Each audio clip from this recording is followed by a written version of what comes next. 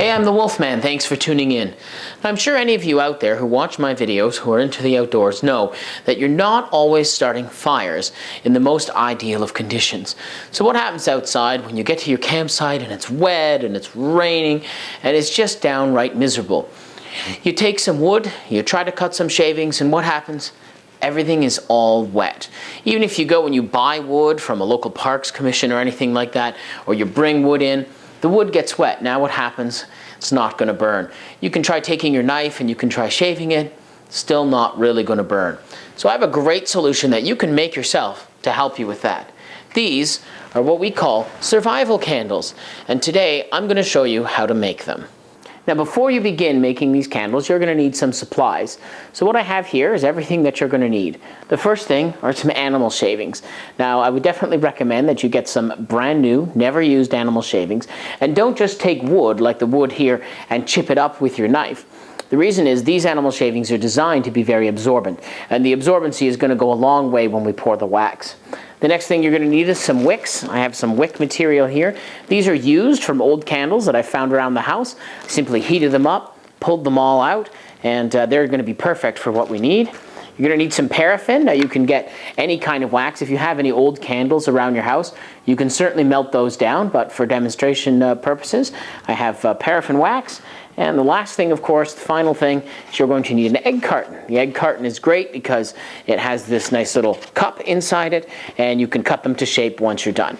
So let's begin. We're going to start by getting everything prepared. So now that we have a little stove going and a small pot, we're going to take our wax right here. We're going to open it up, and we're going to throw a stick of the paraffin, which comes in these nice little sticks, into our pot, just like that. And we're going to place it on. And you want to make sure, of course, that you're using this in the proper environment. If you have a stove in your home, you can certainly cook it on a stove rather than on a portable camp stove. And you can see right here that it's melting very, very quickly.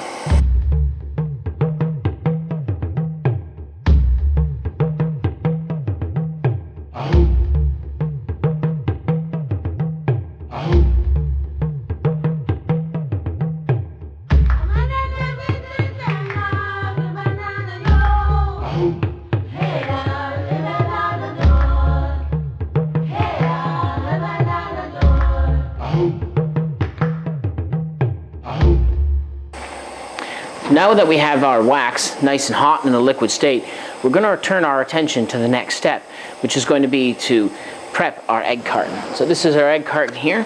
Best thing to do, you just tear this right off like this. And now you have what looks almost like an ice cube tray. This ice cube tray is what we're going to use to fill with our wax. I'm going to keep cutting this right off, just like that. So there we go. Perfect little area for all of our candles. The next step is we're going to take our wicks here and we're going to prep our wicks. And that's really simple. We just take the wicks out and you're just going to sort of put them in like this, just so we have them for later. There we are. After our wicks are in, the next thing we need to do is start with this, our shavings. So we're going to open up our shavings. And we don't need too many. Just a couple of handfuls. Now these are available at pretty much any pet store. This bag was about $5. And we're just going to kind of sprinkle them in, just like this. There we are. And you can see in the background the wax is melting very nicely. Now today we're just going to make a few of these candles. We're not going to make too much. Now the one thing you'll notice is that we can't fill right up to this level here. We're going to fill the candles up just to the little small spots right here on them. So that way the wax isn't going to drip over and we can cut these more individual. So it's going to work out a little bit better. It'll also make the candles a little bit smaller for us. If you don't want to use candles, one of the other things you can use is like little tiny drinking cups or anything like that. But we just happen to have some of these. So now I've got everything prepared here. We got our shavings, we got our wicks, we got our wax. We're going to take our wax. Now please be careful because this wax is very, very hot. And we are going to pour it into our tray, just like this.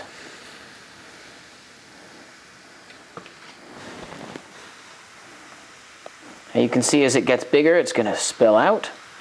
It's going to slightly inflate all of the little things that you put in here. Just like that. Now, because it's steaming a little, I'm just going to put a top on it. There we are. So these candles, believe it or not, are almost done.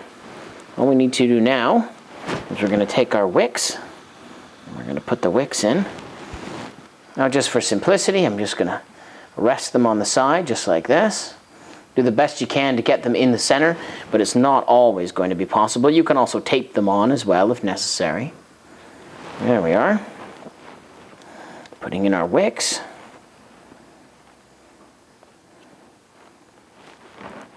You can try to coil them up sometimes and sit them in like this if they will sit.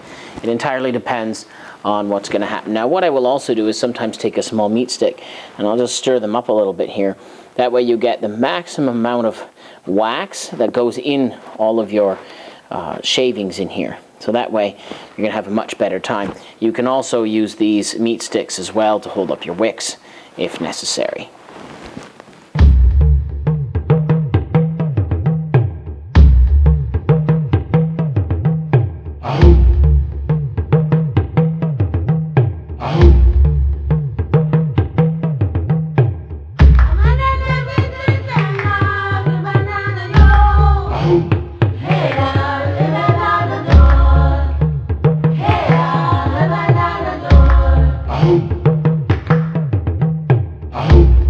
So now that our candles are all dry, the next thing I do is I remove my little sticks here, which keep the wicks in. Now what I do, just for simplicity, is I put a double wick in. So I took the single wick and I looped it in half over top of these.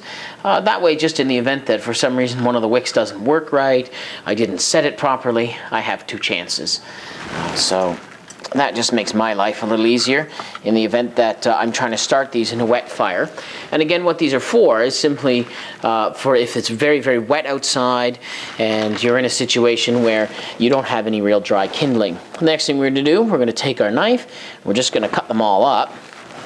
And that's a pretty simple process. Just goes something like this. There we go. And then we're going to cut her one more time so we've got the two. And there we are, have it. Look at that. So now we have a nice little double-wicked candle right there in this nice, convenient little box. Now I can throw this in a Ziploc baggie, I can throw it in my backpack, and then I always have them. So in the event that I need to start a fire and it's very, very wet, you just throw a match on that, and she's going to burn really well. So to give you an example of the kind of flame we'll get, we're going to take our little thing, and we're just going to try to light her up and watch it burn. So there you have it. She's going to burn through the wick, and all the while what I could do is be putting small pieces of tinder on top of this, like this, and seeing what kind of a fire I can get going. Now if the wood is wet and you have it shaved small enough and proper enough, what's going to end up happening with this is it's going to dry out all of that, the small tinder that you've created.